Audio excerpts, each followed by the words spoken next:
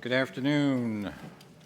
I'm David Ferriero, the Archivist of the United States, and it's a pleasure to welcome you here to the National Archives and the William G. McGowan Theater this afternoon, and a special welcome to those of you who are joining us on our YouTube channel. Today we'll hear from David Priess for a behind-the-scenes look at the President's daily top-secret intelligence briefings. After the program, he'll sign copies of his book outside the archives store one floor up. But before we heard from David, I'd like to tell you about two other programs coming up in the theater next week. On Wednesday, June 7th at noon, historian Charles Rapley will tell us about his latest book, Herbert Hoover in the White House, The Ordeal of the Presidency. And on Thursday, June 8th at 7 p.m., we join with the National Capital Planning Commission and the National Park Service to present a panel discussion on memorials for the future, designing a memorial for the 21st century. To learn more about these and all of our public programs and exhibits, consult our monthly calendar in print or online at archives.gov. There are copies in the lobby, as well as a sign-up sheet where you can receive it by regular mail or email. And you'll also find brochures about other National Archives activities. The Book of Secrets of today's talk is not the key to a secret treasure sought by Nicolas Cage, but refers to the President's daily brief, the highly classified intelligence summary delivered to the President of the United States every day. David Priess, himself a daily briefer for the President, has interviewed every living president and vice president and others intimately involved with the production and delivery of what CIA officers simply call the book.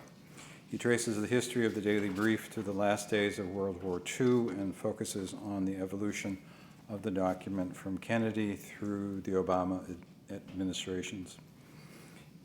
My notes say admirations instead of administrations. Great, huh? In his foreword to the President's Book of Secrets, George H.W. Bush, a former president and a former director of the CIA, wrote, "Every experience with my daily book of secrets and with those who produced and briefed it reminded me how the President's daily brief stands out as something both uniquely American and yet underappreciated by the very people it helps to ultimately protect." Please welcome David Priess to our stage.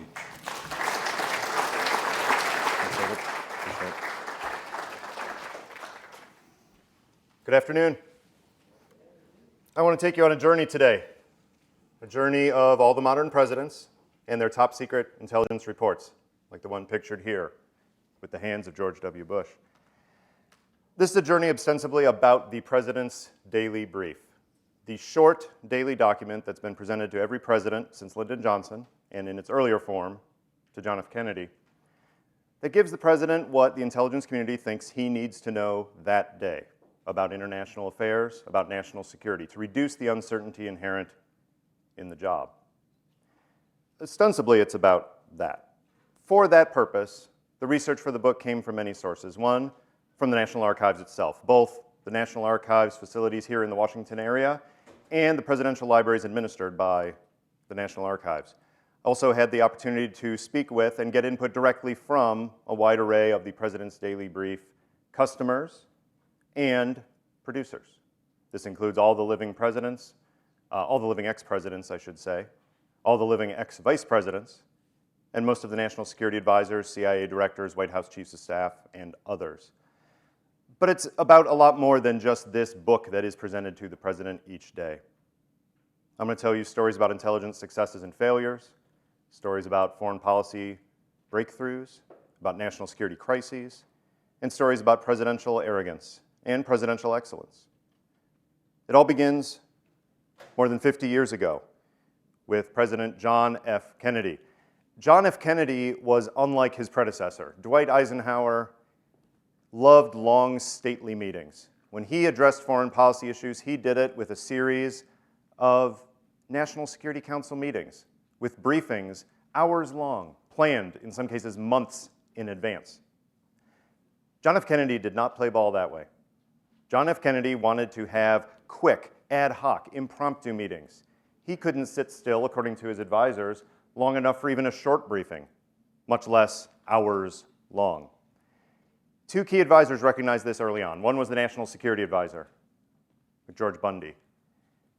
He wrote a memo to the president in May 1961, laying this out very bluntly, saying, "We can't get you to sit still. This is a problem. I haven't been able to catch you for more than a few minutes at a time the last few mornings, even though that's what you said you wanted me to do." He also had a military assistant, Ted Clifton. Ted Clifton was the de facto intelligence support provider within the White House to John F. Kennedy. He was frustrated because he was the one who every morning had to try to make up for this. And he would compile documents from the CIA, from the State Department, from the Defense Department, all the national security bureaucracies. He would pull those documents together and put them in a big stack for Kennedy to read. And they would hope that during the day, Kennedy would just get through those. Didn't happen. The stack was sitting there unread. So what Ted Clifton decided to do is call two of his contacts from the Central Intelligence Agency, a man named Huntington Sheldon and a man named Dick Lehman. This is a picture of Dick Lehman here. Dick Lehman is known as Mr. Current Intelligence at the CIA because of his role over the next few decades in the stories I'll be telling you. Dick Lehman and his boss, Ting Sheldon, came into the White House, and they watched Ted Clifton pull out of his briefcase report after report. Top secret, all. Heavy classified material. But report after report from all of these agencies. And he said, "I can't get through it all, much less expect the president to get through it all. What I need from you is one daily document that you pull together for us that has everything the president needs to know in it, and nothing he doesn't, that avoids all of the bureaucratic gobbledygook that these reports are full of, that gets rid of all these classification markings, the alphabet soup that appears at the top and bottom of a whole lot of heavily classified government documents. Oh, and one other thing. I'd like it to be small enough that he can just fold it, put it in his breastcoat pocket, and carry it with him during the day, because I know his style. He's going to want to read an item, he'll get captivated by it, run off to say something, and then not get back to the document right away. I want him to be able to refer back to it during the day." Dick Lehman smiled, because he had seen the change in the Eisenhower administration to the Kennedy administration, and he had been talking about just such a document to his colleagues back at CIA. So he was ready to go. Normally, a bureaucracy would have real trouble with coming up with a new document for the President of the United States on short notice. They turned it around within less than 24 hours. They presented a dry run to Ted Clifton. Ted Clifton liked it, said, "Let's do it." The very next day, it was a Saturday, they produced the first President's Intelligence Checklist. This is a version from later in the administration. As you can see, it's not a very impressive document. It's just some papers bound at the top. But in it is the most secret information that the US government collects on national security issues. Clifton presented this to John F. Kennedy the first time at John F. Kennedy's leased country estate in Middleburg, Virginia, Glen Ora. Here's a shot of the swimming pool. Kennedy was sitting on the diving board between laps when Clifton approached him. He handed him the new checklist, told him what it was. Kennedy flipped through it, true to form, didn't get through it, put it aside, went back to swimming laps. But he was hooked. And sure enough, for the rest of his time in office, John F. Kennedy read the President's Intelligence Checklist with the acronym PICKLE, why the CIA was known as the Pickle Factory for many years thereafter. And he tasked based on it. That is, he told others in the government what to do based on what they received in the President's Intelligence Checklist.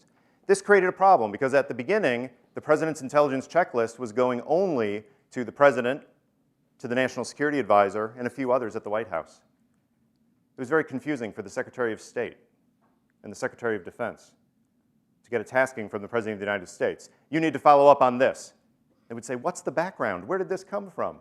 It came from the President's Intelligence Checklist. So 6 months later, December 1961, Kennedy approved this going also to the Secretary of State and Secretary of Defense.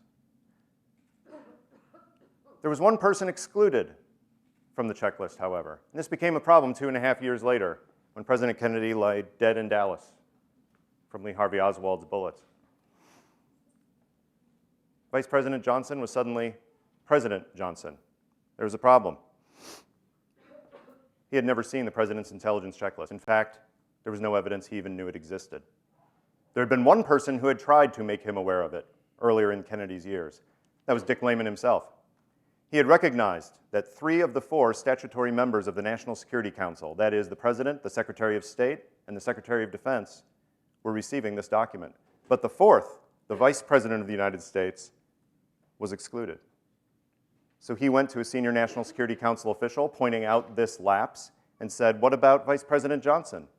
The answer was firm and final: under no circumstances. Kennedy and Johnson did not love each other. Kennedy's staff did not love Johnson, and vice versa. So it's not much of a surprise. But that led to a bit of a problem for John McCone, the director of Central Intelligence, when the day after Kennedy's assassination, he was supposed to be meeting with the new president. He got on the calendar with a dash of deception, though. He had his assistant call the very afternoon that Kennedy had been shot. He had his assistant call the White House and say, "Will the new president want his regular intelligence briefing at 9 a.m. tomorrow morning?" There was no regular intelligence briefing.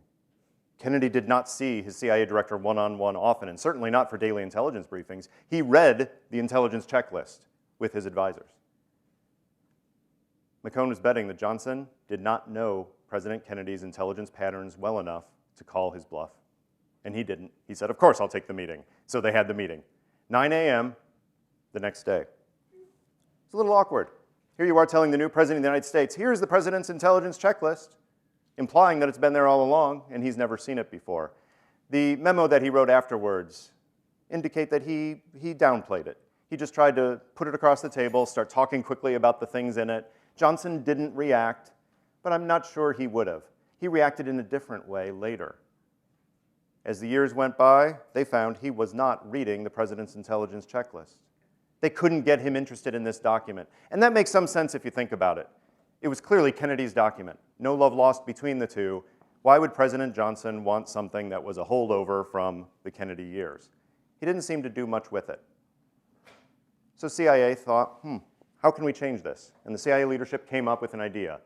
We like this daily intelligence document. We like the access to the president. The other presidents seem to appreciate it. How about we reformat it, we retitle it, and his advisors can tell him it's just for him. And so they did. They created something called the President's Daily Brief. The name was given on December 1st, 1964, and it has stayed the same ever since, up to and including this very morning when President Obama read his. Very similar in form, just a little bit bigger, and there was a reason for that. John F. Kennedy wanted to fold it and put it into his pocket. Lyndon Johnson had a different style, and the PDB throughout its history has been adapted to the current president's style. In this case, President Johnson, he liked to do a lot of his paperwork late at night. In fact, he stayed up till the wee hours of the morning up in the presidential residence, often sitting in bed, going through his stack of what was known as the night reading. CIA officers learned this and said, let's start producing it in the afternoon. Let's print it in the late afternoon, get a courier to take it to the White House, put it in his night reading. That's when he does the most. And they did. So President Johnson started reading his PDB in bed at night, and sometimes into the wee hours of the morning. Now, how do we know he actually read it? Well, this is a clue. Photograph that ended up in the newspapers in the late 1960s. You see the president, see his wife, Lady Bird Johnson, and you see someone who I'm not sure is cleared to see that level of intelligence information, but clearly absorbed by the material in the document.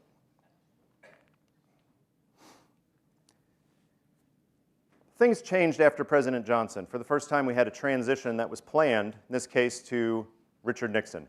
Richard Nixon did not love the CIA. Some words to characterize Nixon's relationship with the CIA: disparagement, vitriol, hatred. Those are the nice ones. He and his national security advisor, Henry Kissinger, were no novices at foreign policy. And they may have felt they didn't need the tutorial that seemed to be provided every day, but that was not the purpose. The purpose was to give the most current information from all intelligence sources to help the president reduce uncertainty in national security decisions. Still, President Nixon and Dr. Kissinger had a different plan for the PDB. First, they restricted its access to just them. Second, Dr. Kissinger wanted to be aware of what was in it before it went to the president, and before he got reactions about it from the president.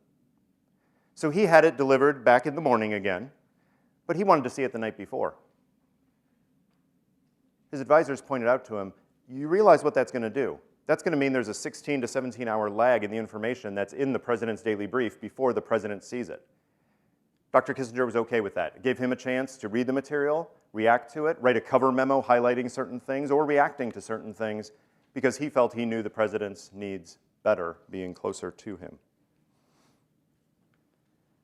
During the years that Nixon was president, we still can't tell whether Nixon read the PDB in depth or much at all.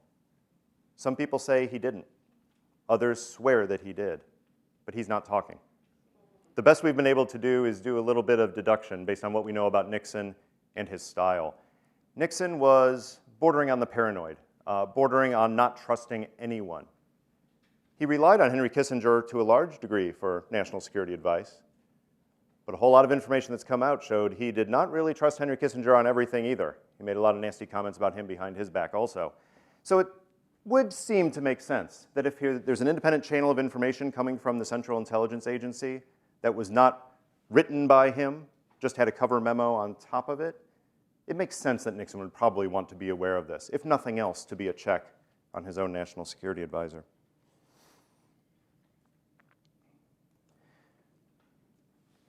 By early 1974, the winds of Watergate were blowing. It was becoming increasingly obvious to almost everybody in the national security bureaucracy that President Nixon would not see out his second term. By then, we had a new vice president, Gerald Ford. In June of 1974, Gerald Ford, pictured here as vice president, Gerald Ford made a visit to CIA headquarters. He was there to get general intelligence briefings, to get a sense of what the intelligence could do. During those briefings, the director walked him around to various offices, some of them showing him gadgets and things. One office he took him to was the Office of Current Intelligence, which produces things like the President's Daily Brief at CIA. This office, where Dick Lehman was working, happened to have on a table the President's Daily Brief, which Vice President Ford had not yet been seeing. By the account of the story, he walks by, sees it on the table, and says, "Oh, what's that there?" The director says, "That's the President's Daily Brief. That goes to the President and Dr. Kissinger every morning." "Oh, well, I'd sure like to see it." "Okay, we can arrange that." And the director suggested that he not only get the President's Daily Brief every morning, but that Vice President Ford take an in-person briefing from a working-level CIA officer, an expert who would come in, walk through the items in the book, talk through the details, maybe discuss alternatives, bring up information that didn't make it into the final draft, to provide extra service to the vice president. Ford accepted immediately. And for the rest of his time as vice president, he received Dave Peterson, a CIA officer, often in his home in Alexandria, at the kitchen table, talking about the President's Daily Brief, sometimes in the back of the limo on the car ride up from Alexandria. August 1974 comes along, Richard Nixon resigns. Suddenly, Vice President Ford is President Ford. He's got a lot of pressure on his schedule, a lot of his advisors telling him, you need to reduce your meetings. One meeting he does not reduce is his daily meeting with the intelligence officers talking about the President's Daily Brief. He keeps that on his schedule. Now, of course, for Dave Peterson of the CIA, the real estate certainly improves. He's no longer at the kitchen table in Alexandria. He's in the Oval Office. That raised one problem for him, though. On the very first day, Gerald Ford in the Oval Office, Dave Peterson comes in to give him his first President's Daily Brief briefing as president. It went well. The material was covered just fine. He did his job. But as he left the office, he had a bit of a problem. Here's what Dave Peterson said. "I exited the office through the nearest door, only to find myself at a dead end. A second door, which I later learned led to a smaller private office for the president, was locked, trapping me in the passageway." He couldn't even get out of the White House complex. What he had to do is knock on the door to get back in the Oval Office, where he found President Ford and Al Haig, the only other person in the room, laughing hysterically, loving that this had happened.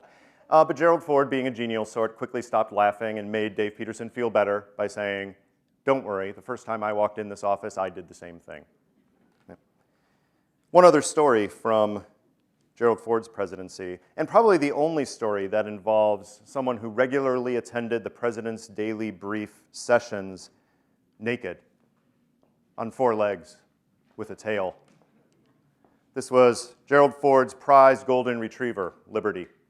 Liberty was a regular fixture of the Oval Office in the Ford years, loved walking around, very friendly dog as well. So friendly that during the briefings, Dave Peterson would often have to reach down and scratch her behind the ears, or she would not leave him alone. This led to one unfortunate circumstance. One day, Liberty came in, they were doing the briefing, Dave scratched it. Liberty likes the scratching. Liberty likes it a little too much. Liberty starts wagging her tail enthusiastically, rattling and nearly knocking over President Ford's prized pipe rack. Ford lost his temper for one of the few times in these briefings and banished Liberty from the PDB sessions from then on. Aww. The next president was Jimmy Carter. And Jimmy Carter did something that is unprecedented in the modern history of the PDB. When he was a candidate for president, he requested and got an intelligence briefing even before he was nominated by the Democratic Party. Usually the candidates get intelligence briefings after the nomination but before the election. The same briefing to ensure that it's fair. Carter asked for it early. He got it early. The person who delivered it, George H.W. Bush, who was director of the Central Intelligence Agency at the time. President Ford sent him to go and do it, telling him, just cover the arrangements for what the briefings will be like after the nomination. Bush exceeded his mandate. They ended up covering virtually the entire field of intelligence during this briefing. Carter was appreciative. Much later, he reflected on this, and he said he was deeply honored by the fact that Bush himself came to do this even before the nomination. It didn't help, of course. Bush was seen as a political appointee, and Carter replaced him as he came into office. But it did start Carter's close relationship with the president's daily brief. President Carter was a reader, and President Carter was a writer. He liked documents where he had lots of white space. This goes back to the time when he was governor of Georgia. He would like to write notes to his aides and to himself. So the format of the PDB changed. During the transition, this became clear. The CIA changed the president's daily brief yet again for the style of the individual in the Oval Office and gave Carter a style with a lot more white space to use. His national security advisor was Zbigniew Brzezinski, pictured here in the Oval Office looking at the PDB with the president. The first day that Carter was in the office, Dave Peterson showed up from the CIA, the president's briefer. I'm here to brief the president. It was the first day he would brief the president, and it was the last. Because Zbigniew Brzezinski decided to go back to the Kissinger model, where he would be the funnel for all intelligence information coming into the president. From that day forward, he incorporated the president's daily brief and discussions of intelligence into his national security briefing that he would have every morning with the president. In March, the new director of Central Intelligence is confirmed, Admiral Stansfield Turner. He's getting feedback that President Carter loves the PDB, and he thinks, well, wait a minute. I'm the president's chief intelligence advisor. He loves the PDB. He's getting the PDB during a briefing. Shouldn't I be the one delivering this briefing to him? So he goes to Dr. Brzezinski and makes his case. Dr. Brzezinski, he knows bureaucracy. What he does is he walks over to the president's schedule where it says intelligence briefing. He crosses out the word intelligence and writes national security. From now on, the intelligence is just incorporated in the national security briefing. He considered the case closed. The next president is Ronald Reagan. Conventional wisdom has it that Ronald Reagan was not much of a reader, certainly not of top secret intelligence reports. In this case, conventional wisdom is wrong, and we know this for a couple of reasons. First, we have Reagan's diaries. And if you look through the hundreds and hundreds of pages of Reagan's diaries, as I did, you'll find lots of interesting things, but you'll also find references to the president's daily brief. Some of them explicit. He will even name it. Sometimes just talking about the intelligence that day that he read, and it's clear from context that it's from the president's daily brief. That's one sign. The other sign is hidden deep in the vaults of the Central Intelligence Agency. Most of the president's daily brief copies in history are still classified. They're not open to the public. I'll talk at the end about how that's changing with the help of the National Archives. But Reagan's PDBs aren't open to the public, but they are open to CIA historians who hold top secret clearances, can look at them, and then, if appropriate, release information about them after they've seen them. One CIA historian went back through the first 1,000 or so of President Reagan's President's Daily Briefs. And what did he find? He found notations. He found little marks on the pages. He found brackets around certain information, exclamation points, underlining, clearly in Reagan's hand because the same marks he would make on other documents. Not only that, but a few times he found questions about something in the PDB that was different than he had just read on the page before. That's right, President Reagan was catching mistakes in the nation's top intelligence document. Reagan seemed to read the PDB carefully. Some other people in his administration did not seem to treat the PDB as carefully. In fact, one senior official in the Reagan White House was making copies of the President's Daily Brief, taking them home to read and storing them in his garage. Remember, this is top secret intelligence. The National Security Advisor found out about that and corrected that very quickly. Someone in the administration was very disturbed by this treatment of the President's Daily Brief. Vice President George H.W. Bush, as I mentioned, previous CIA director, he knew the sources and methods that went into collecting this information. He knew what exposure of this information could mean to some intelligence sources. He told me that he was very disturbed by this and angry by the treatment of the PDB. Certainly things changed when he became president. This is President Bush sitting in one of his President's Daily Brief sessions with a CIA briefer, Chuck Peters at the top of the room, going around the circle, Judge William Webster, in this case, director of the CIA. You've got John Sununu, Chief of Staff, Bob Gates, Deputy National Security Advisor with his back to us, and Brent Scowcroft, National Security Advisor for both President Ford and for President Bush 41. President Bush was the first president to get in-person CIA PDB briefings for the entire term of his presidency. Gerald Ford had done it to start his presidency, but after a year or so, he phased it out after he got up to speed on issues. George Bush did it for the full 4 years. Because he was so comfortable with intelligence, he had the liberty to do things with his briefers, and his briefers had liberty to do things with him that may not have worked with other presidents. For example, one day in early 1990, there was an election going on in Nicaragua. Daniel Ortega was actually opening up the country to an election. Most observers thought that it was virtually rigged, that he would use the instruments of power to ensure he got reelected. CIA analysts agreed, using analysis of classified and unclassified information. They presented that analysis to President Bush. President Bush looked at the analysis, looked at his briefer, looked at the analysis, looked at his briefer. He said, "I'll bet you an ice cream cone that you're wrong." The briefer, shocked, thought about it for a minute. What do you do when the president tries to make a bet with you? He decides to stand by the analysts. He says, "Sir, I'll take that wager." He took the wager, and he lost. Next day, he brought an ice cream cone into the Oval Office because the president's instincts were right. The opponent won. President Bush's successor, Bill Clinton, seen here with his PDB briefer, he had an ebb and flow with his PDB briefings. Sometimes he would take briefings, often he would not, because his schedule was difficult to manage. He liked to extend meetings and get a conversation going that would often push the rest of his meetings off. But this is one that he did have. You'll see pictured here his CIA briefer, an analyst named John Brennan. He's gone on to some other things. President Clinton voraciously read the President's Daily Brief. He loved it. He was also exasperated by it. He told me that he was frustrated because it didn't have all the answers that he wanted. That's the nature of intelligence. It will have some amazing information, some things that really do help you make those tough decisions. And sometimes on the toughest decisions, it's not a magic bullet. It doesn't give the answers. The best it can do is reduce the range of uncertainty involved in a decision. Despite the fact that he was frustrated with it, he said he got a lot out of it.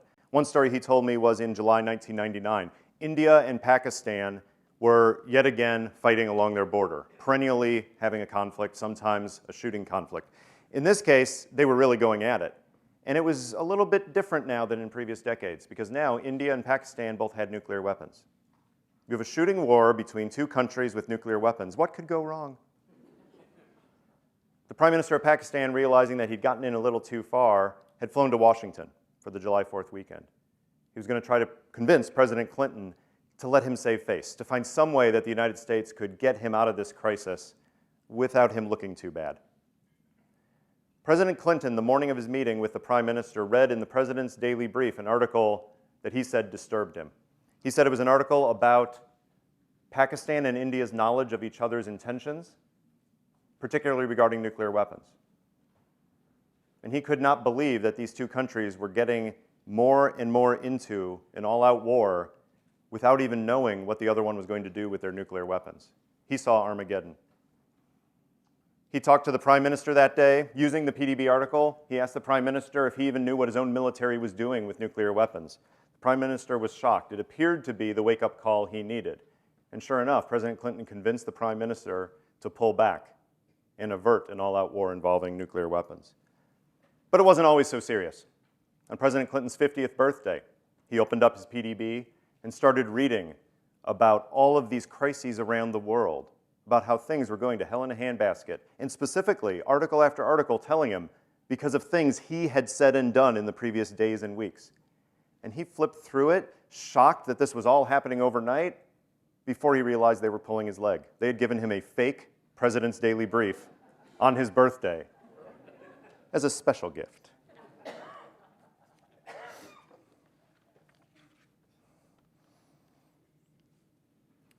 The next president, George W. Bush. George W. Bush came into office a fan of intelligence. He appreciated the CIA. He'd been around his father enough to understand the business, and he also wanted a daily PDB briefer with him. But he took it up a notch. He took it up a notch in two different ways. One way he did it, instead of just having briefings in Washington when he was in the Capitol, he took a CIA PDB briefer with him whenever he traveled. You can see that in this picture. You might recognize it from 9/11. This is at an elementary school in Sarasota, Florida, where George W. Bush first heard about the planes crashing into the World Trade Center. You see some of his officials around him, including the director of the White House Situation Room. But you see a man looking very serious off on the left-hand side, holding a briefcase. That is not the man holding the nuclear codes that you always hear about. That is Michael Morrell, CIA briefer, the daily briefer to the president, who was with him that day, flying around on Air Force One throughout the day. In my book, there's stories about how that helped the president during the day, having that connection to CIA right there with him. And the president did seem to value having that personal PDB briefer every day with him wherever he was. I mentioned two ways he took it up a notch. The other way that George W. Bush elevated the intelligence briefing process. In his second term, you might recall that the war in Iraq was not going particularly well. The business of intelligence analysts is not to tell the president what he wants to hear, that things are looking great in Iraq, but to tell the president what he needs to hear. Here's what's happening, and here's why we assess it's happening, and here's where the levers or opportunities are to change that. But it was a steady drumbeat of articles about Iraq, and it was not a pleasant time. There are two ways a president can react to something like this. One is, you're getting negative news every day, you don't want to hear it, you shut that off. You say, I don't want to hear that anymore. President Bush went the other direction. He turned the volume up. He said, I don't only want a PDB briefing every day now. I want to supplement the PDB briefing with working level analysts on topics all around the world, including Iraq, that will come in and talk at length about the nature of the problems. And I'll engage them in what he called the Socratic Method. He would ask question after question to drill out their knowledge, to get at their assumptions and perhaps the biases inherent in the analysis. He took intelligence briefings to a new level. Of course, this scene also reminds us why the intelligence briefings were so important, because of the terrorist attacks on 9/11. The 9/11 Commission, which was designed to investigate the attacks on America, ended up doing something that no other commission or investigation had ever done before. It provided the public a window into the president's daily brief. There was a scuffle for months between the commission and the administration about seeing the president's daily briefs themselves. These had always been protected as a confidential channel of communication between the intelligence services and the President of the United States. But finally, the administration gave in. The odd thing was the administration was not just protecting the PDBs that had gone to President George W. Bush. Remember, at the time of 9/11, the president had only been in office for, 8 months? They were protecting many more briefings from Clinton's administration than from their own, based on the principle of executive privilege. But the commission ended up looking at the whole range of terrorism-related President's Daily Brief articles and opening up some of them to the public in the 9/11 Commission report. The biggest view we've had into the President's Daily Brief itself until very recently. Last year, the Central Intelligence Agency, the Office of the National Intelligence Director, and the National Archives together released the old President's Intelligence Checklists and PDBs from the Kennedy and Johnson administrations. Those are out there. You can actually go online and see what did the intelligence community tell President Kennedy about the Congo in 1964. You can look up those things now. And this year, the plans are to release the President's Daily Briefs from the Nixon and Ford administrations. We will start to get glimpses inside the book in a way we've never done before. I use the word book because that's the term that intelligence professionals have often used for the PDB. And you've seen throughout history, the pictures have shown it as a book, often flipped at the top, sometimes on the side. For President George W. Bush, it was in a very nice leather binder, 3-ring binder, because they wanted to slip in last-minute intelligence reports and other information as they were racing out the door to brief him. That has now changed. President Obama continues to receive the President's Daily Brief, but he does not get it as ink on paper. He gets it as electrons on a screen. This is President Obama looking at his President's Daily Brief on his very special, very secure iPad. How does that change the analysis and assessments in the President's Daily Brief? In one way, not much at all. It's still the intelligence analyst's best take on what's going on around the world, presented as concisely and precisely as possible to help the president make tough decisions. But it does allow some things that paper alone doesn't. Some multimedia products, videos, some scalable graphics where you can move them around and poke down into things. So it does change the format, but that just follows through on the history of the President's Daily Brief. From its beginning, it's been tailored to the personal needs and preferences of the president.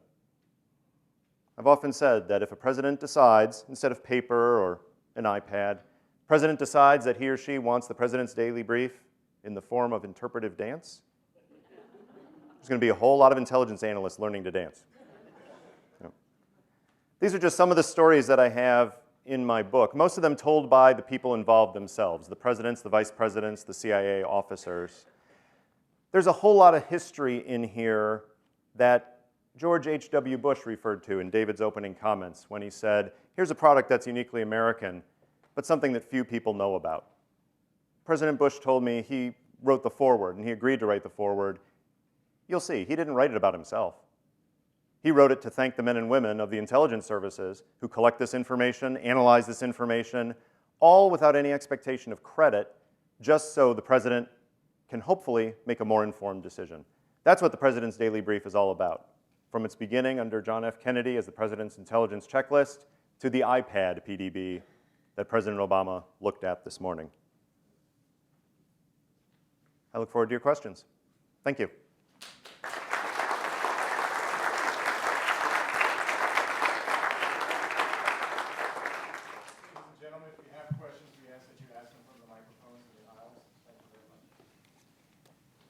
Please. You kind of surprised me that when you said that President Carter got briefing before he was even the nominee. Right. You talking about he getting the full briefing of top secret classified information? Yeah, let me clarify. Yeah, thank you. The briefings for presidential candidates are different. They are not the President's Daily Brief. That contains the most sensitive reporting and analysis in the United States government.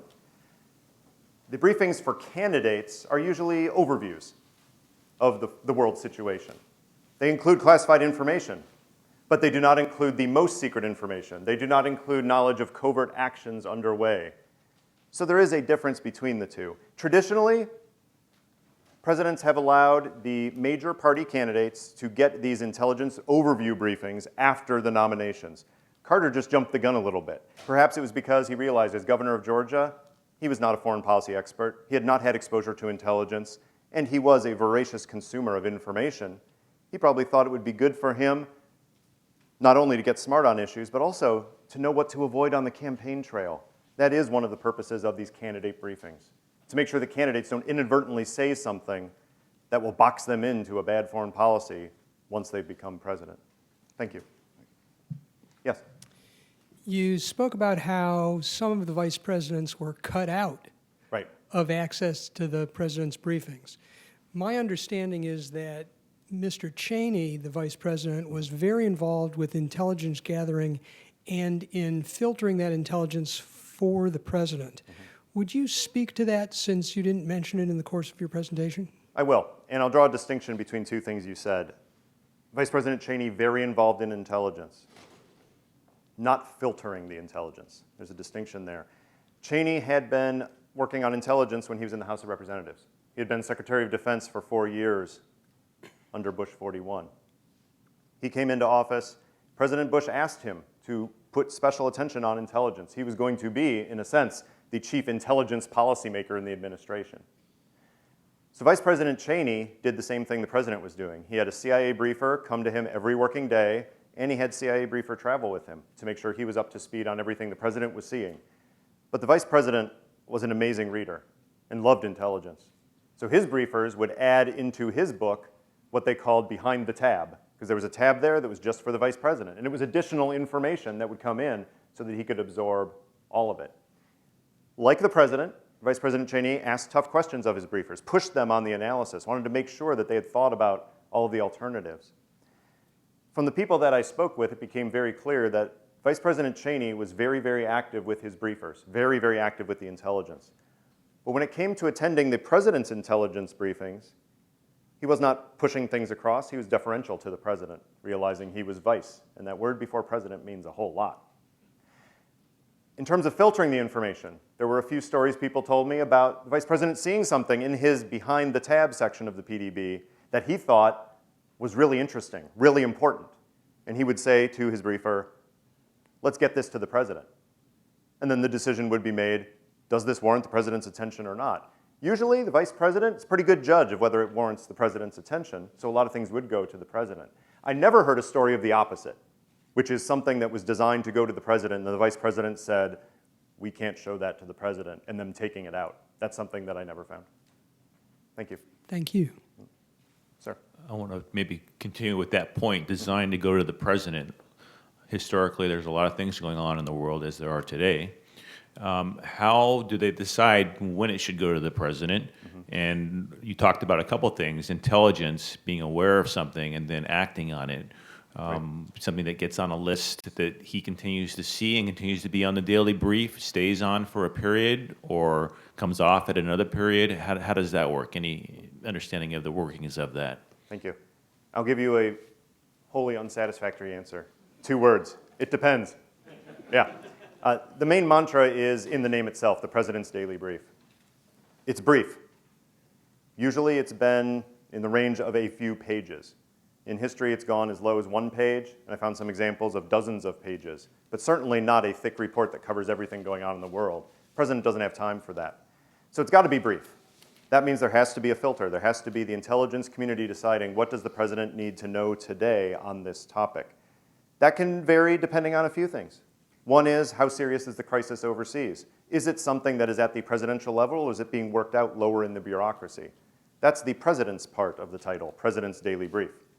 It has to be something that is of interest to the president, something the president can affect, not something that'd be useful for a desk officer at the State Department to deal with that day. But it is a daily book, also in the name. And that means, like a newspaper, you've got to have a story. You've got to have something there. Now, it's hard to believe that there isn't something going on in the world every day that the president should know about. And that's why the President's Daily Brief has been published every working day for more than 50 years. Trying to decide what that threshold is. Trying to decide what does this president need to know and when is something that comes from a lot of coordination and collaboration. Some people close to the president give great advice on this. The National Security Advisor, for one. Often the vice president or others involved in the president's decision-making circle can give the intelligence community some advice on that. Traditionally, that's been the CIA. In the last 10 years, the President's Daily Brief has been controlled by the Director of National Intelligence that was created after 9/11 and the Iraq WMD issue. That collaboration hopefully gives insight into what does the president need and what would help the president today. Similarly, a feedback mechanism from the president is helpful. You saw the pictures where there were people getting in-person briefings. When a CIA officer was there with George H.W. Bush, you didn't have to guess what the president reacted to in the book that day.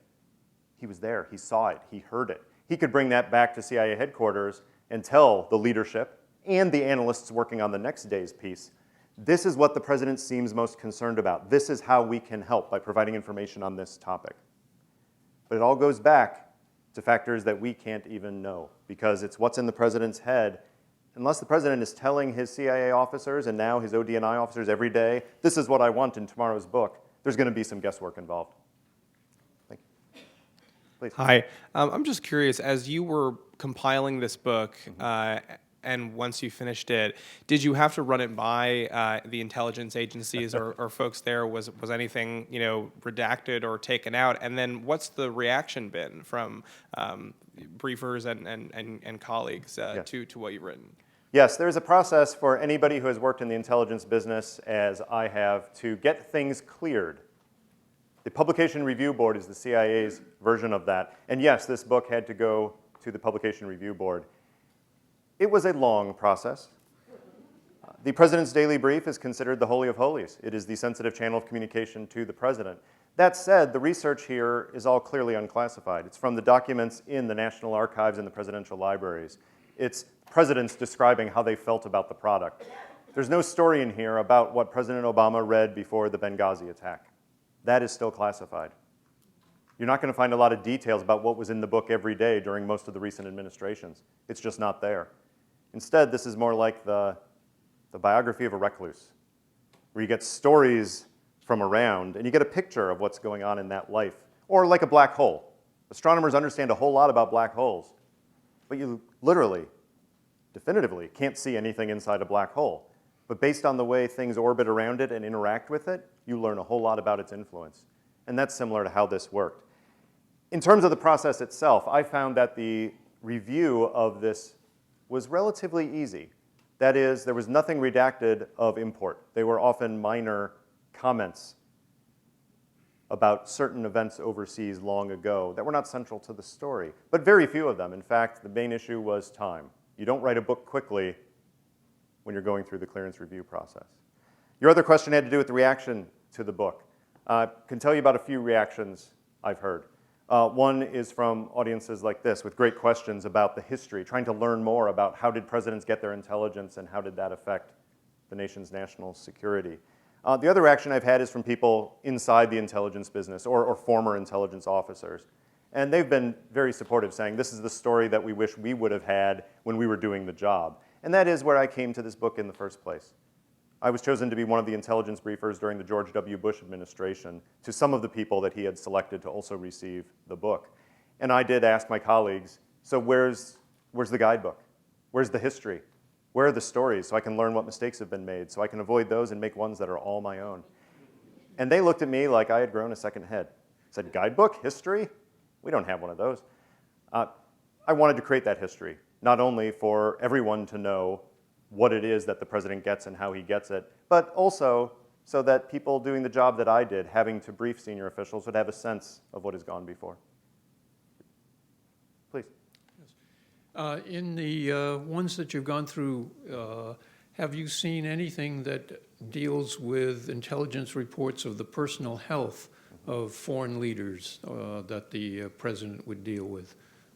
Right. One of the big issues in presidential level intelligence is preparing the president for meetings that the president is having, often with world leaders. That can be overseas, visiting their countries, or it can be in Washington. So that is a big part of the president's daily brief, is helping the president see what's on this leader's mind. How is this leader doing health-wise? What is it that will come up in the meetings if we know that from intelligence sources? There are two methods of doing this. One is writing an article, which was the main format of the PDB for most of its history. Even now on the iPad, it's still text. Writing an article about this foreign leader. What is he or she up to? How is he or she feeling? What is he or she likely to bring up? That could be the kind of thing that's in a President's Daily Brief article. But there's another way of doing this as well, and that's using video. If you're going to be talking about the way that a foreign leader speaks, about a way that a foreign leader interacts, what better way than to actually show it? And I found evidence going back to the Nixon administration that they had supplemented the PDB with videos. You can imagine, for President Ronald Reagan, a former actor himself, lots of supplements of videos. And these are some of the comments in his diaries. What he seemed to appreciate the most were the videos of foreign leaders. And he wrote once, this gives me a sense of having met him before. That's exactly what this kind of intelligence should be doing. Thank you. Could you give us a quick overview of sort of logistics behind preparing this document? Is there like an editorial meeting? Is it run like a newspaper? How many people are involved at the actual production of the text versus review? And how far ahead? I mean, is somebody assigned to meetings coming up in 2 months to do background on, just some of the basic logistics, and then the feedback that folks get after the actual sessions? Is there a loop involved? Thank you. I'll give you a brief sense of it. There's a lot of stories in the book from different administrations, and the thing that surprised me in researching this was the variety from across these different administrations in just that question, how it was prepared. In some cases early on, remember the picture of Dick Lehman up there, who invented the product for John F. Kennedy. In some cases, he would just take the information that other analysts were putting together, and he'd draft up a short piece for Kennedy and put it in there. Maybe an editor or two would look at it, but it would be almost a direct channel. You saw the picture of George H.W. Bush and his briefer in the Oval Office sitting with him. That was one of 2 people during most of that administration who not only briefed the president, but the night before did the final editing on the pieces going to the president. Because they knew what kinds of things would trip up the president, make him stumble, or what kinds of things would make him more open to reading the whole article that was there with the information he needed to know. In other cases, it has been more of the committee. It has been more of an editorial decision of people scratching their heads and saying, well, what do you think he might need to know? And they would talk to people who'd interacted with the president. They'd try to get information from the National Security Advisor and others. And then they would decide, here are the articles to go in, here's how we'll review them. The numbers of people who work on the PDB are not known. Well, they're known to somebody, but they're not known to us. They're classified. But you can imagine that at some level, there's only a few people who actually work on the whole book, who put all of it together. Because having hundreds of people work on one book, it wouldn't make sense. On the other hand, you can almost see the whole intelligence community being part of the PDB process. Because any day, anyone in the intelligence community can raise her hand and say, I see something going on in this country. I'm closest to the material. I know that this is alarming. We need to warn the president before it becomes a crisis. And then that can wind its way through the bureaucracy and maybe get on the president's desk the very next day. In terms of feedback, you also see that that varies in the stories in the book. Some presidents have given extensive feedback, especially the ones that had in-person briefings. It's hard not to get feedback from a president when you're sitting and talking to him. You're going to get something. On the other hand, Richard Nixon, no feedback during his entire time in office. Some of his advisors, who were not sitting with him as he read it, would give advice to the CIA based on what they saw in the president's daily brief. But it was pretty clear that that was their advice, not necessarily the president's. The one exception to that is Dr. Kissinger, who did have insight into Nixon's mind. He would give plenty of feedback to the CIA. Never clear if that was entirely reflecting Nixon or his own insights. At some level, even that doesn't matter. If Kissinger was that central to foreign policy, getting the insights targeted to him worked just as well. Please. Could you say a little bit more about how instantaneous communication, including satellite with live imagery, for example, and also the coming of the Situation Room in the White House, might have interrelated with and perhaps made the daily briefing a little less than totally current relative to other means available? Sure. 2 points there. One on the nature of incorporating instantaneous or near real-time information, and then secondly, the role of the White House Situation Room. In terms of instantaneous information, that's not what the president's daily brief is all about. You heard in the Nixon case, 16 to 17 hours. But even in the best of administrations, it's still going to be a delay in the information because you have to have analysts get the information, process it, think through what it means, write up their interpretation or assessment, and get it to the president. That can be done in the wee hours of the morning, but it's still not going to be up-to-the-minute information. There is an institution that does that, and you named it, the White House Situation Room. The White House Situation Room can get information directly from the Defense Department, the CIA, the State Department, the Treasury Department, anyone in the US government, including satellite information, and they can get it onto the desk of the president within seconds. So if there's breaking news, if there's a crisis, the president's daily brief might address it, but just the timing of a 24-hour cycle means that it might not be relevant. If it happens at noon and the president gets the president's daily brief first thing in the morning, probably during the afternoon and evening, the National Security Advisor in the White House Situation Room is going to be giving the president the information he or she needs at that time. The next day, the president's daily brief might incorporate some analysis of it. Here's what happened in the crisis. Here's what we think is coming next. Or here's what happened in the crisis. Here's the dynamic behind it that will help us anticipate getting ahead of it. That kind of thing could happen. With the White House Situation Room, there is complementary and contradictory issues going on. In some cases, the White House Situation Room, through most administrations, has provided a twice-daily product to the president. Here are the breaking news issues around the world. There's going to be some overlap with the PDB. Back in the Nixon administration, his staffers discovered the overlap was significant. And in fact, it may have been why Nixon wasn't reading the PDB, because he noticed that a lot of dozens and dozens of people.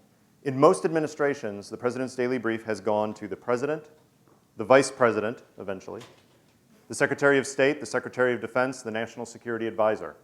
Those five, almost always. Then often some others have, especially in more recent administrations. The chairman of the Joint Chiefs of Staff, sometimes the deputies of all of those people, the deputy secretary, the deputy national security advisor, almost always.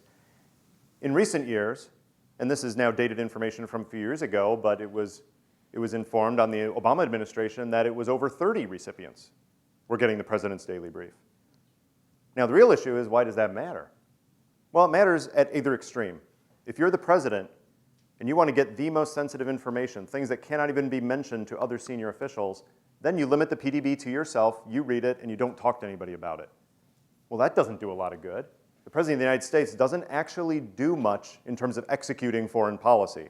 Sure, he might make a phone call to a foreign leader, but even then, the National Security Advisor, the White House Situation Room, is sitting in on the call.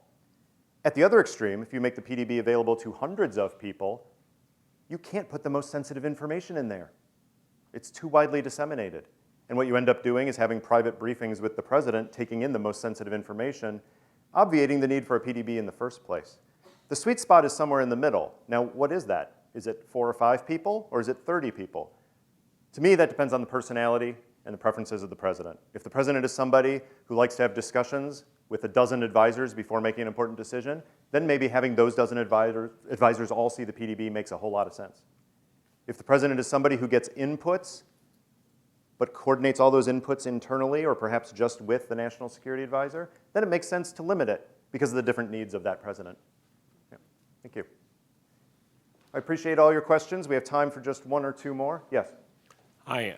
You mentioned the briefs that were released as part of the 9/11 Commission report. When you looked at them all, did those briefs suggest that more could have been done to prevent 9/11? Were there clues in there, or if not, does it suggest that the briefs themselves sometimes miss the point and don't have everything they need to have?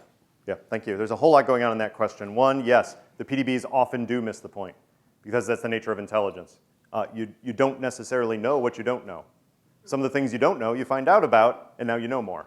Some of the things you think you know a lot about, you find out you don't know a lot, and then you have to go and find out what is it. All of those have uncertainty in them.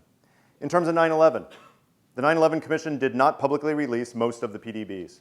In fact, they only released 2 PDB articles. One from the Clinton administration that talked about the threat of hijacking from al-Qaeda. That was in 1998. And one that was in August 2001, which was titled "Bin Laden Determined to Strike in U.S., a piece that laid out very clearly the intent of Osama bin Laden to strike in the homeland. Both of those pieces were released in full with only a few very minor redactions. Those are those blacked out parts where they cover up the words that we can't see. Very few of those. Now, the 9/11 commissioners did get to see a whole bunch of other PDBs. Those were the ones that they thought were most relevant to the public understanding of what happened on 9/11. The fact is, the specific attacks on 9/11 were not predicted in the president's daily brief. The intent of bin Laden was known. Some of the capabilities were known. But the attacks themselves, it was a very tightly held conspiracy that the intelligence community did not break before it happened. That is true all around the world. There are all kinds of things going on around the world that the intelligence agencies don't know. But there's a lot that they do. And if it's relevant to the president's needs, that's how they get it across to the president. Thank you. And we're out of time. All right. Thank you very much. Thank you.